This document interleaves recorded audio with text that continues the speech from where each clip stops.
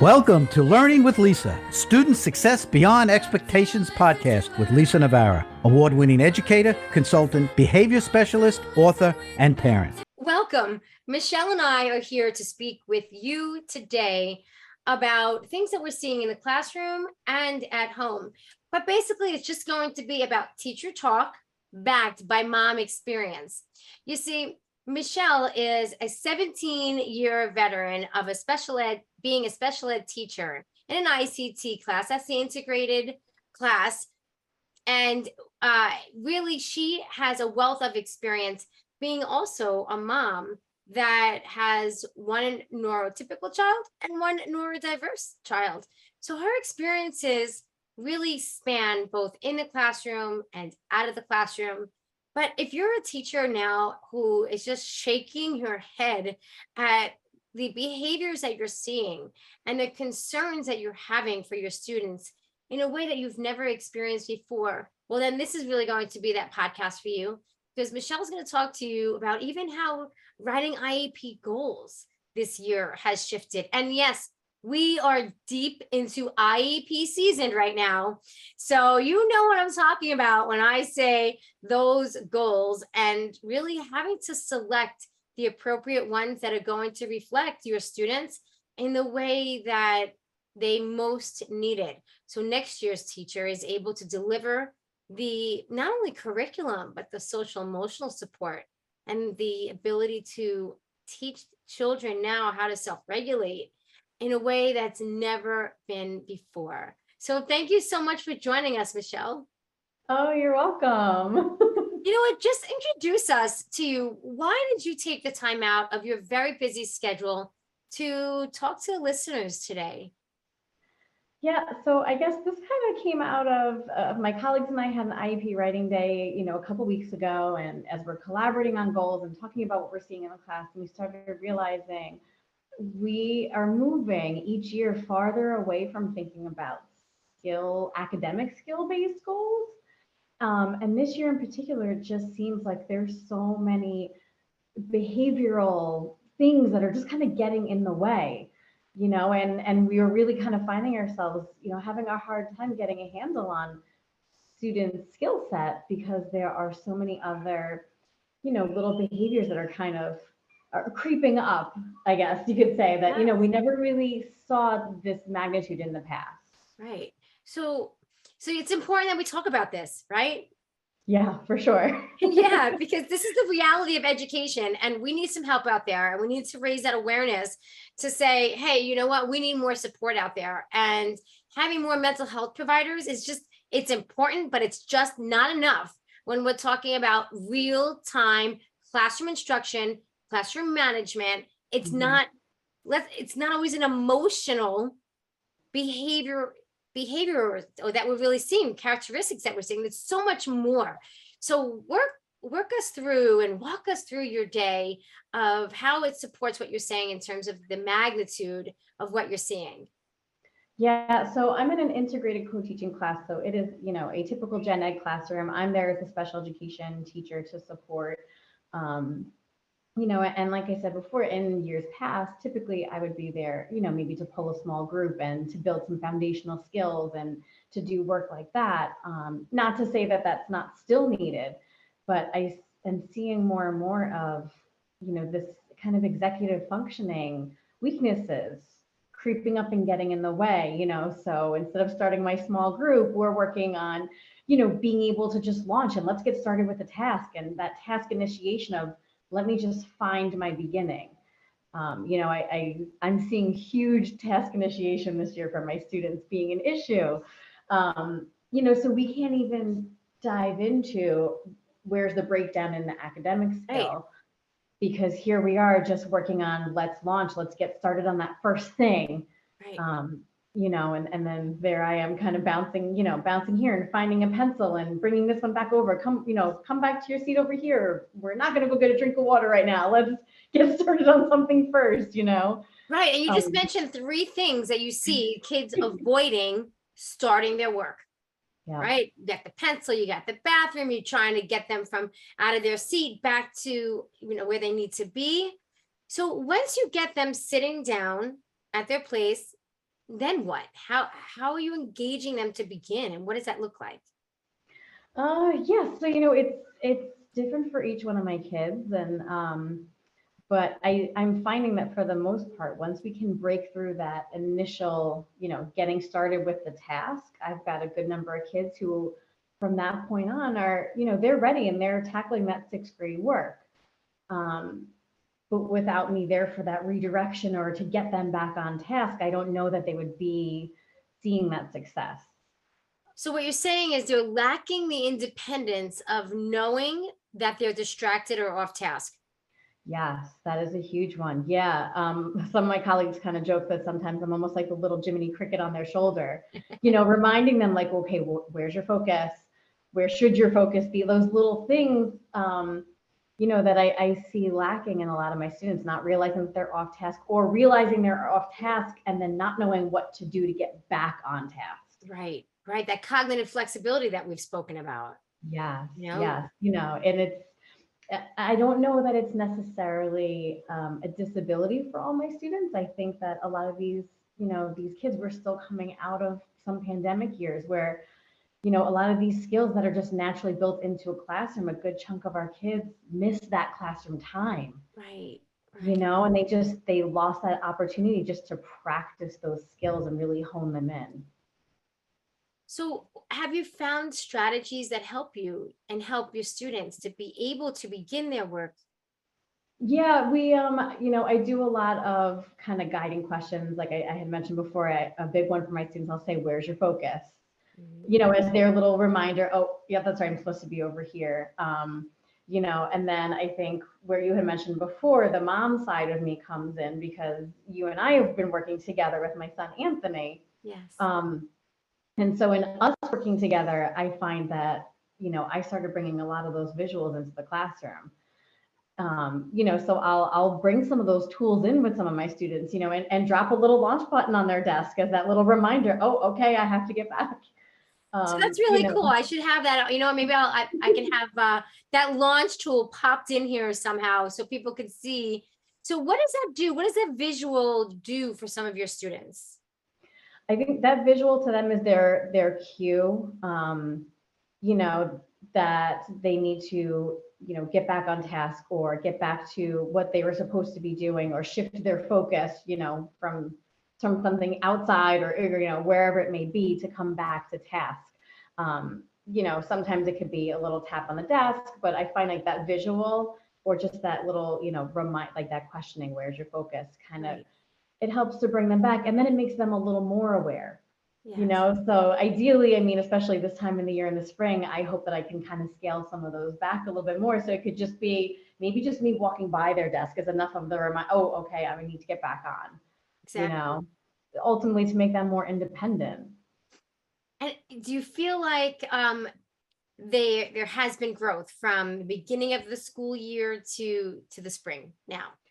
Yeah, I definitely have. I see a lot of growth in my students. I think it was pretty heavily reliant on me early on in the year, Yes. Yes. whereas now I said I can just kind of drop a visual down and go with that. And, that can be enough for them. Or, some of my students, I even made little mini toolkits that they kind of, keep in their binder. And if it's a rough day, I'll say, you know what, why don't you take out 2 tools to help you get started so that you and I don't have to just be here together. You can use those tools and be independent with those tools. Yes, yes. Oh my goodness, it's such a dream to hear. Go, Michelle, to inspiring action. So now let's talk about like the reality, right? So, and the intensity of what's been going on. Can you think about maybe before COVID and the growth that took place in areas of maybe lacking of independence? Because I know those needs always change from year to year. And we're talking about really significant needs in self-regulation right now, but we can all see growth from like September to April, the spring. Can you talk to us about type of growth that we're seeing now compared to even before COVID? Yeah, I think a lot more of the growth this year, what I'm noticing really is reliant on those executive functioning skills. And like you said, not to say that those needs weren't there in the past. I'm just noticing a larger population is, really struggling with those executive functioning skills. So I guess, in years past, you would have a small handful of students who maybe needed some of that support or that coaching along the way. Um, and I think now it really is a larger population of my students that I really need to tap into some coaching for their executive functioning, whether that's their emotional regulation, Right. even being able to acknowledge the emotion that they're feeling at that particular moment and how that's leading to some other behaviors, at a quick glance, not all teachers can maybe see underneath those behaviors to like where that weakness really is. And so, how has this greater need to support our students' ability to self-regulate impacted their ability to access the curriculum? I think it just almost puts up a wall in front of them. That emotional regulation piece, that whether it's something that happened inside of school, something outside that they're kind of carrying with them for the day, being able to label it, put a name to that emotion, and then to be able to bring in some coping strategies. I have a couple students in particular who have really been working through this year, and will come in and say, I'm really sad today. I'm really down today, and so to acknowledge like, yeah, I hear you, however, like we are still in school. So like you can feel that, that's okay to do, but what are we going to do to move on to the next thing today instead of being kind of stuck in that moment? And what does that look like then? Are they able to get past it most of the time? Early on, no. In the fall, Truth? it was really tricky for a lot of my guys. Yeah. At this point, I think we've, between myself and some of our mental health providers, kind of working, they'll maybe try some strategies one-on-one with in their sessions, let me know what's working. Oh, that's We'll good. carry them over. And in middle school with sixth grade, we're all about trying to, build some independence and give them choices. Right. So I'm not going to force you to go for a walk if that's not going to work for you. But, here are 3 other things we can try. What's going to work for you today? And helping them feel empowered to know like it's okay to feel the way that you're feeling. And what can you do to, like I said, to kind of move yourself past it? Can you think of a specific time that you could remember of a student, who would get stuck earlier in the year, not be able to learn academically because of it, and now through the supports that you provide, so he or she can self-regulate, is now able to work through those feelings and then get to their work? Can you think of a time? Yeah, I can think of a student in particular who, when a moment like that would occur for this particular student, the whole day was just gone. It really was. It was just carrying from period to period, and it would, it would be gone. But we've done a lot of extensive work, like I said, with the mental health team and practicing some coping strategies and helping to find words and, just to help them know they've got a safe place they can go to kind of work through those emotions and things like that. And that particular student now, when I think back, she'll come in and maybe be having a day or having a morning, and but I think we've built up enough of a rapport, her and I, that one silly cheesy joke maybe can kind of crack through a little bit, where then I can kind of plant that seed. What, do me a favor, why don't you go take a quick walk, drop this off for me to so and so, and then come on back and we're going to get going for the day. Right. Whereas earlier in the fall, if I had tried that, I think she would have been pretty rooted exactly where she was, not ready to budge, But I think now, just helping to send the message, it's okay to feel what you're feeling. Take a little bit of time, but ultimately we have to move through and we have to move past it, because that's, the reality of life. Right. So then talk to us too about where you are in the curriculum and your students' academic skills compared to before COVID. Yeah, I've got a pretty wide range this year, I have to say. I have a wide range from those kids who are, maybe just under grade level in sixth grade to I've got some kids who, maybe are reading and writing a little closer to a second, even third grade level. So we've got quite the spectrum there, for sure, which can definitely be challenging. Sure. Yeah, it definitely can be. But I think just in building this culture that, my co-teacher and just my whole building, really this feeling of we're just striving for our personal best. Personal best. Personal best. That's really right. That's what it's about. I mean, it's Yes. about personal best. And if you're working as hard as you can and you know that you're using all the resources that are available to you, then where you are, that is your best, and that's great. And we celebrate that every chance we get, no matter what that looks like for everybody. Michelle, do you feel like education is shifting just a little bit, at least in terms of maybe not always looking specifically at the curriculum and the standards, and are we meeting it? And I can, but that those I can statements that reflect specific timely standards, this is what you need to be doing, this is the pacing chart now, compared to a shift toward let me do my personal best, which incorporates using those strategies and resources to be able to meet me where I am and then be able to academically perform. Do you find a shift in that? And talk to us about that. Yeah, I definitely I see a bit of a shift. I think earlier on in my career, I can remember everything being so standard driven. Yeah. I mean, being a new teacher, and I can remember having the standards, taped into my plan book and constantly looking and constantly checking, Yes. and it's almost overwhelming because I think having that focus, you kind of lose sight of who's sitting in front of you, Yes. and it's, as a new teacher, it's a scary, overwhelming thing to think about because you think, well, that's what I have to be doing. And I think just over the years and over, just all of my different experience, it, it's really more about helping these kids build skills that they are going to need for the rest of their life. Right. Building those skills. And do you find more people are understanding that now and they're practicing that to Yeah. support the students in that way? I definitely do. And even on the parent communication side, we have sixth grade, which is the first grade in middle school. It's a Yes. very scary experience for parents. My daughter's in fifth grade, so I'm a year away from it, and then it's very nerve wracking. Yes. But I think being able to have communication with the parents and let them know, you know what, these skills are not going to be built overnight. And we always say, middle school is a process. Sixth through seventh through eighth, it all builds on each other. So you can't look at it as one year in isolation, but this is a grouping of years, and each year skills will be built on top of another and become more complex, in their time and when they're ready to do it.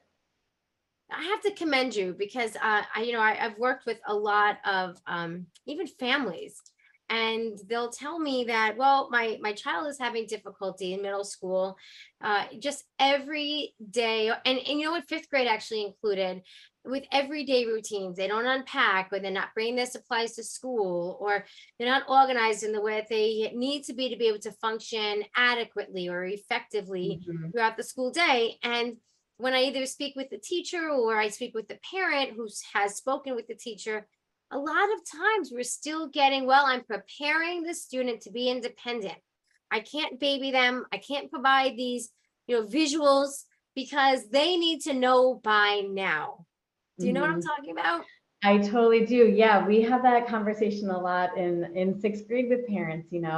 I think students, they think I'm in middle school, I'm an adult, I'm ready. But I like to bring it back almost to teaching. In our lessons when we are teaching a skill, that gradual release.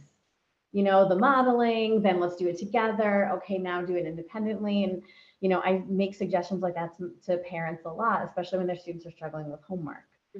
Homework is always a big one. Well, they want to do it independent. They don't want me to look at it. They don't want me to see it anymore. Which is understandable and kind of that natural progression of the way that things can go. However, we can't go from doing homework together in elementary school and then, all right, you're on your own in middle school. Good luck, So I often suggest to parents, let them be independent, let them work on their homework. Absolutely. But build that routine of a nightly check-in, whether it's in some schools use that agenda pad, some schools use Google Classroom, wherever that homework is listed. Okay, it looks like you've got 3 things. Yeah, show me those 3 things you worked on. Okay, great. Because I think just like some of these students need in the classroom, they need that little voice outside of the classroom too. To that little reminder to help build those executive functioning skills. Did you plan out what you're doing for the week? Did you make sure it's in your backpack? not to do it for them, but be that little Jiminy Cricket to help them along the way. Right. And so many kids who have ADHD even, they're 3 years behind socially. Yep. Right. So if you have a 6th grader, we might be talking about behaviors with organization and be able to follow through as a 3rd grader. Yeah. So how do we have the same expectations? Whether it be in the classroom or at home, that would be fair. We're not meeting them then.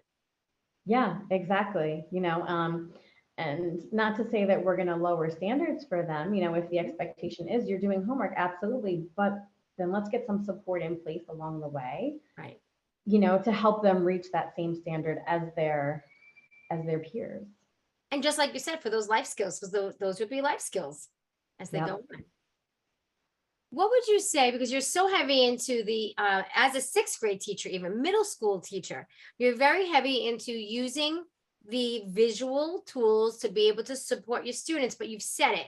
You want to be able to step back so they can increase their independence. So it's not like, you're not looking at big picture. You're saying, if this is what you need, then these are the skills that will support you on visually and auditorily, because like you said, you have the guided questions and you've got your proximity that you've mentioned, supported by the visuals.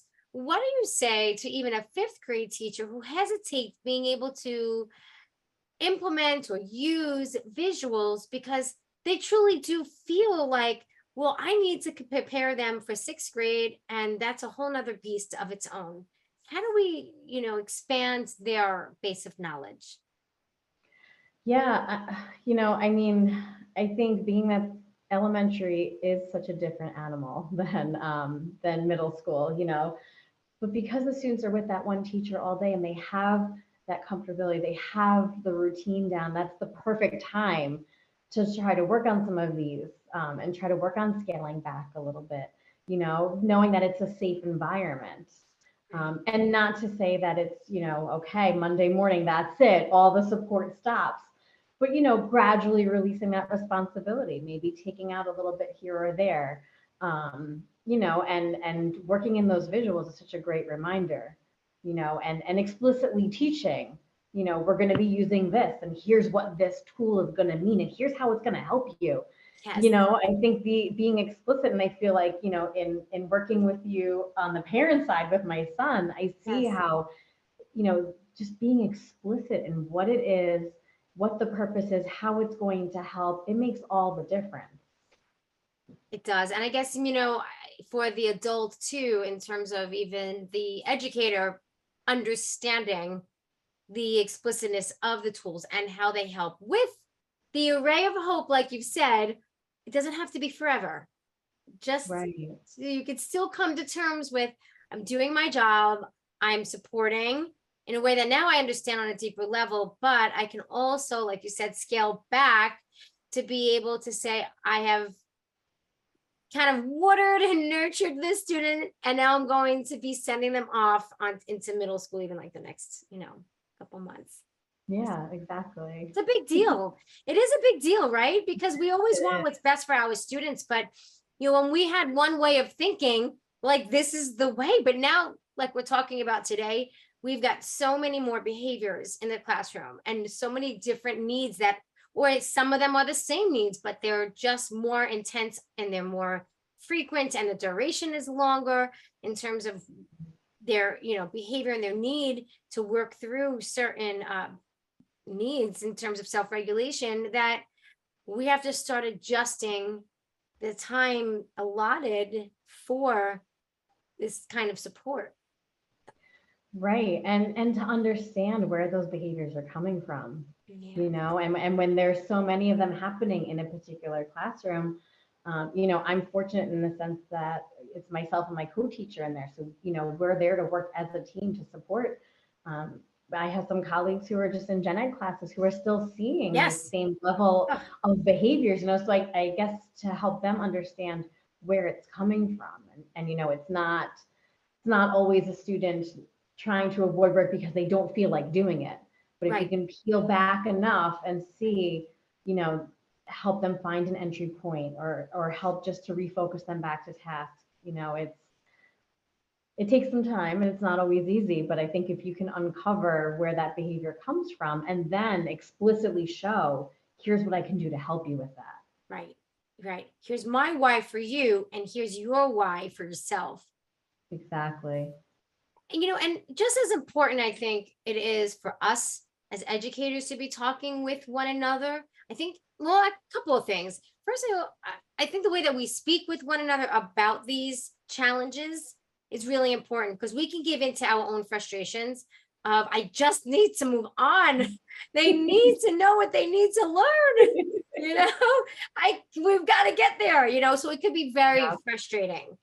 But I think when we have conversations with our colleagues, that we come from, even if we're feeling frustrated at that moment, that our colleagues step in more of a supportive way to say, remember when?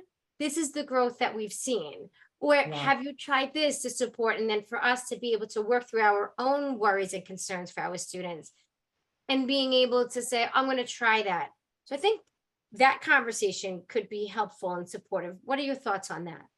Yeah, I definitely think so. And I think, like you were saying before, just the time to have those conversations and the time to share that level of support. I've been in the same building for almost 20 years now. So I've been in several classrooms over the years, and I'll have previous years co-teachers say, hey, remember we used that thing for that kid? Can you share that with me? Because I think someone else might need it. Yes. But I think, gosh, in an ideal world, if we had that time in our day to be able to sit and do that, would just be amazing. And, I'm very fortunate that I have such great people in my building who, when they're seeing something going on, will reach out and say, hey, can you come help me with this or share this? Right. And like, I am very fortunate in that. I know not every building or not every scenario is that way, but luckily we are.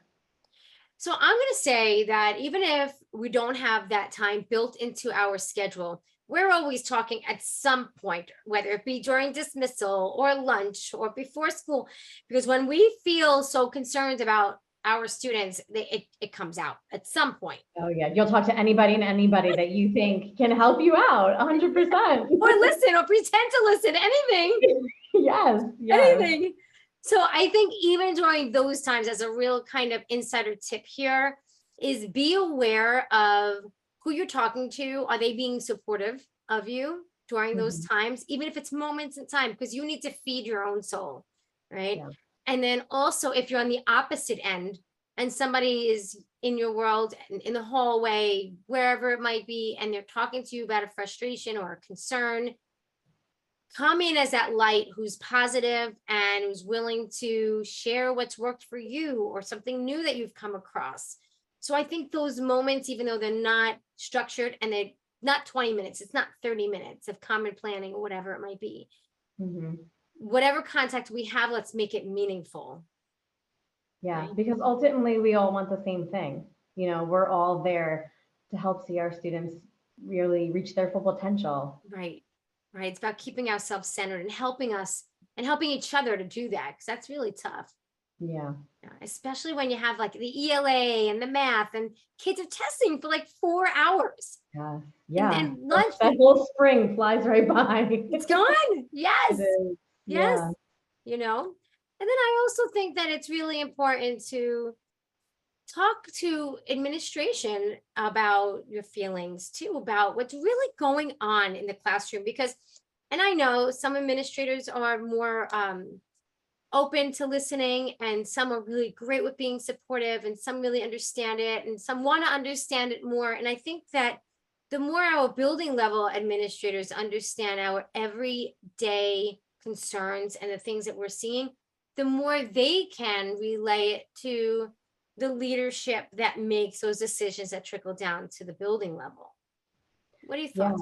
Yeah, totally. And I think, it kind of come from the top down in a sense, that if administration is going to make that a priority, or show that they see the value in it, really, and then from there stems, whether it be resources, whether it be some time just for people to get together and share some strategies, or to kind of pick each other's brain about some different things like that, or even just admin asking questions. Hey, I heard you've been using these things. Like, what's going on with that? Let me see. Great.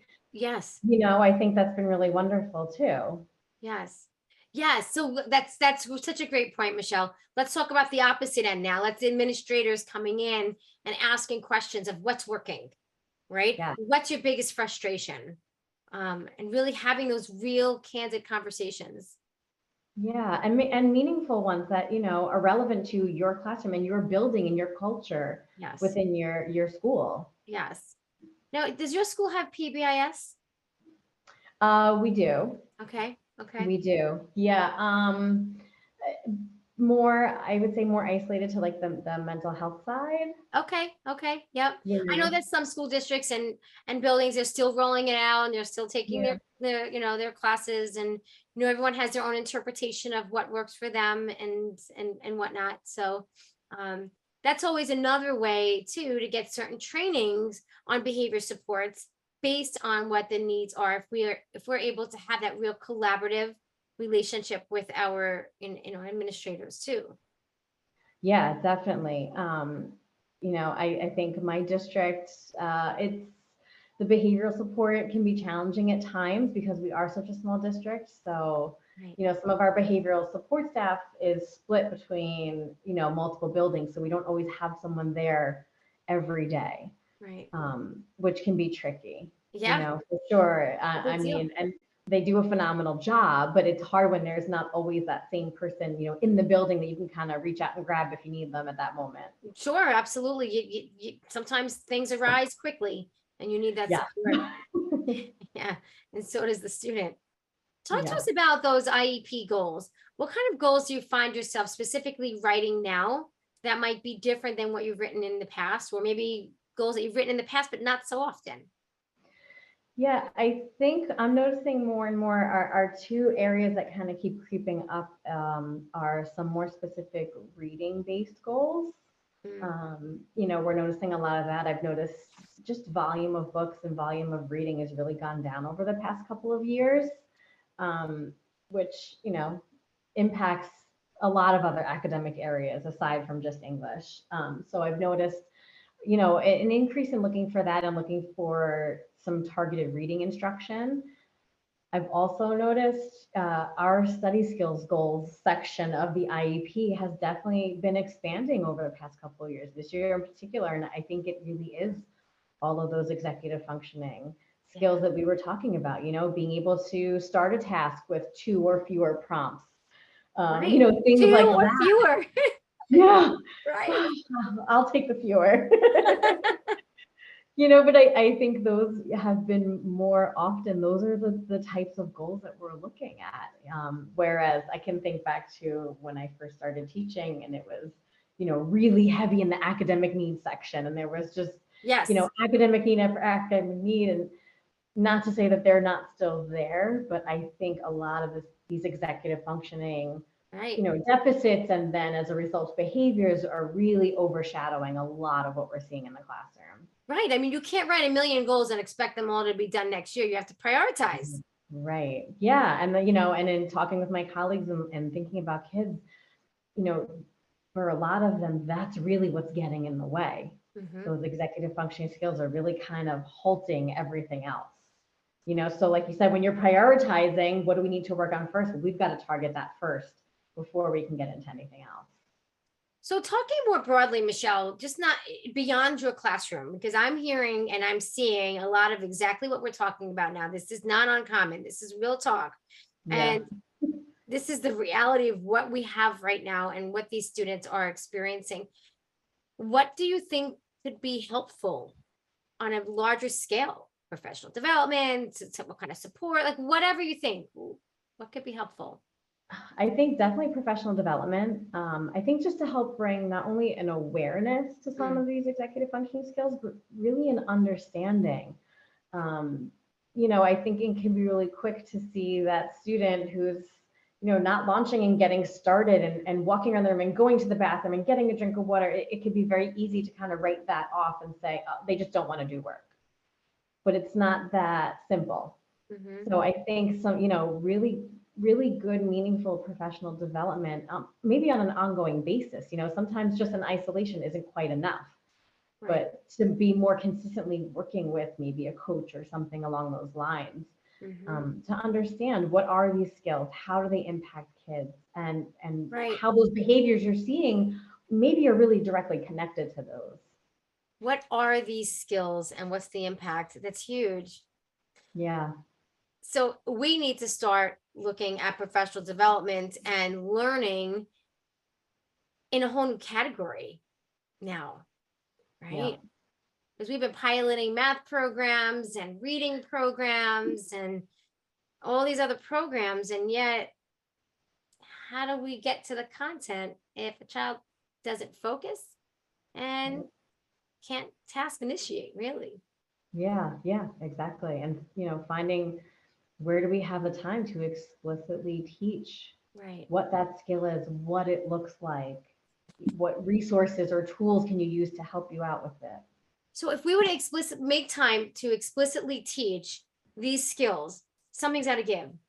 What do you see? Like, how do we work that in? Realistically, how do we make that happen? I know it's so tricky. And but ultimately, I think trying to prioritize, I think these skills are so important. And we work in a middle school, so I've got 40-minute blocks, or Right. periods that we're working with. Right. So, I don't know that we need a traditional 40-minute class every day, Mhm. but maybe somehow in there it's, a 10 or 15-minute, little kind of check-in. Hey, here's our focus today. Here's what we're going to work on. Something that, or even on a weekly basis that, okay, Mhm. here's our skill for the week. We're working on this. And to be able to, as a building and as a staff, carry that through all of our classrooms, because ultimately it's going to benefit all of us. What I'm hearing really is, and it goes up to some of the programs go up to sixth grade, not so much seventh and eighth. They're more geared toward younger, but all those really student and teacher intensive workshops that I've been doing, Yeah. right? Because it's Yeah. actually that's what we need really is to get training in real time to students so that when the trainer leaves, the teacher has seen it in their classroom and then been able to say, oh, that's what launch is. Oh, that's what we could say to Yeah. focus, and kids and everybody gets on the same track in the same language, right? Yeah, I think having the same Yeah. language is huge, and for teachers to understand what it is and how it's going to directly impact them, Yeah. and their students. I think that's so important. I'm sure we've all sat through some PDs where Oh, you're yes. sitting there wondering, why am I here and how is this going to connect to me? Yes. So I think being really purposeful in showing students and teachers, here's what this is and here's exactly how it's going to help us. Yeah. Yeah. Why am I here and how does this connect? How does it connect? And if it doesn't connect, we have to either make it connect, and if it's just beat a dead horse, then we need to get other content, and we need Yeah. to really advocate for that. And I think the way that we advocate for that is by having these conversations, and really saying it's teaching was never easy, but it's really it could be really hard these days. you know Yeah. I feel like a lot of times we didn't always know what to balance at times, especially if you had a child with significant needs, but now it's children who have significant needs in Yes. your one class, in general speaking. Yeah. Yeah. Yeah. It definitely is. Yeah. It's increasing every year. And, I think like we've said a couple of times, it's just, teachers constantly wanting the best for their students Yes. and kind of being at this point where, we don't know how to always do that anymore because there Right. is so much going on. Right. Are teachers starting to look at, like, if you're in sixth grade, the fifth graders, like the kids coming up, are teachers starting to look now that it's springtime? We sure are. Yeah. Starting to have some articulation meetings. We've got some fifth graders coming up to visit. So they get to, sit in the sixth grade classroom and check it out and see what it's like. So Mhm. that's always an exciting time. Yeah, yeah. And how do the grades, how do the kids coming up to sixth grade look? Do they look just as needy? Do they look like, we're closing some of that gap that COVID might have contributed toward? How do they look? Yeah, I think a little bit of that gap is starting to close with each incoming year. I think there's still some pretty significant needs there in the fifth and even the fourth grade. But I Yeah. think in looking a little further down, third grade, second grade, I think, Yeah. there was a lot Preschool, more of that early structure in place. right. So I think we're optimistic that maybe we'll see, a little shift in those executive functioning skills. Yeah. Yeah. And the more that we understand the connection between the skill and the impact, right? Then I think the quicker we can close that gap too. Is what you Yeah, said. exactly. Yeah, you're absolutely correct. Just understanding really what it is Yes. and what we can do to help. Michelle, is there anything else you could think of that other teachers or parents, administrators might want to or need to hear about regarding the classroom today, what it looks like and feels like? I think my biggest thing, I'm always trying to encourage, colleagues or administrators to be able to see beyond the behaviors. Mm. As a teacher, I know it's so, easy to pass a quick judgment or, something like that, but to understand that, more often than not, you're not seeing a behavior because that kid is just a bad kid. You're seeing a behavior because there's a need somewhere underlying Yeah. that we've got to figure out a way to target and get to. There's a need to target and get to. And what did you call yourself, little Jiminy Cricket? Yeah, little Jiminy Cricket. That's me. Just here to, whisper and coach along the way. Yes. And if you have to do it and they need it and it works, then do it. No more Exactly. of this, well, we need to be walking like a fourth grader does. Like they might not even know that they're not walking online. Exactly. And that's not helpful. No, it's not helpful. It's just very frustrated at that point. Michelle, you were wonderful. Thank you so much for helping us to really talk about what a lot of people may not want to talk about so openly, but it's what so many educators are really experiencing in the classrooms today. It's how our children and our students are struggling. And if we don't talk about it, then how do we change it? How do we really raise that awareness to advocate for children and those that serve them in a way that really helps them to be able to provide what they need when they need it? So really, you've truly been such a gem to take out your time from your own kids after a long day of working and just being mom to really just contribute to the lives of others who are listening here today. So thank you from the bottom of our hearts. You're so welcome. I'm so happy to do it. So check out Michelle and some of her information, and maybe I'll throw in that launch tool that she keeps referring to, and you can learn more about how it works if you're interested in it. Thank you for listening to the Student Success Beyond Expectations podcast, where school leaders, educators, and parents meet on behalf of children who struggle with learning.